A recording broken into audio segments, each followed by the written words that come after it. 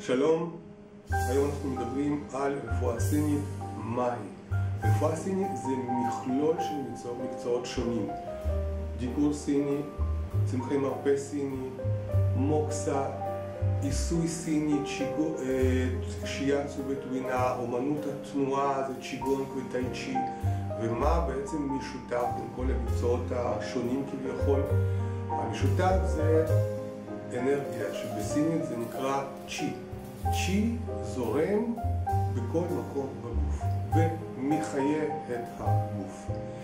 הרופאים הסינים העתיקים השאירו לנו מרידיאנים, זאת אומרת מסלולי זרימת האנרגיה על גבי הגוף, ועל המרידיאנים האלה יש נקודות.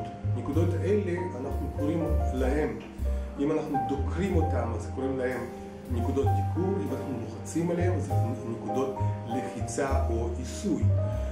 אז כשאנחנו עושים שיאצו או טווינה, אנחנו עוברים דרך נקודות העיסוי האלה, וכשאנחנו דוקרים אנחנו קוראים לזה, למקומות האלה, נקודות דיקור.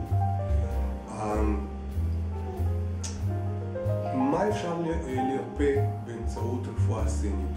בעצם אני לא יודע מה לא. נתחיל מבעיות שינה. בעיות שינה, אינסומניה, ממש יפה מאוד וכדאי, מכיוון שנטילת התרופות רק מרגילה את הגוף ואחר כך מרעילה אותו, ואתם יודעים מה קורה אחר כך, אז כדאי לנסות רפואה סינית. סטרס, לחץ, מתח, כל העודפים של האורח החיים המשוגע שלנו, ובעיות נשים שהן גם קשורות לסטרס וללחץ ולמתח. הנשים הן רגשניות יותר מטבען, והרפואה הסינית ובפרט הדיקור עובד במישור הגופני וגם במישור הרגשי, ולכן התוצאות של הטיפול הן במיוחד טובות גם בנשים וגם בכל אלה שהבעיות שלהם קשורות לסטרס, למתח וללחץ.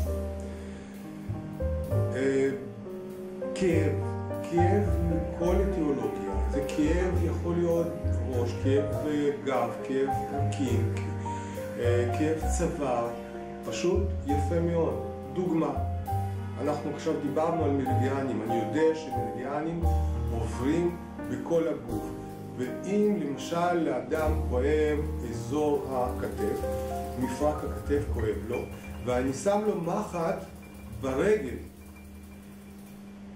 ותוך כדי זה שאני שם לו מחט, בעצם הכאב הולך ונעלם. בעיות של מערכת העיכול,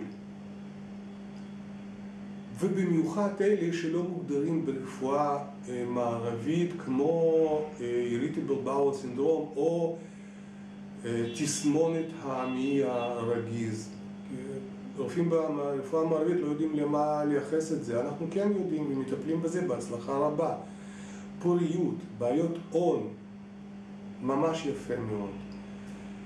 אז אנחנו נסיים בסלוגן הידוע, מה הבעיה? יש רפואה סינית.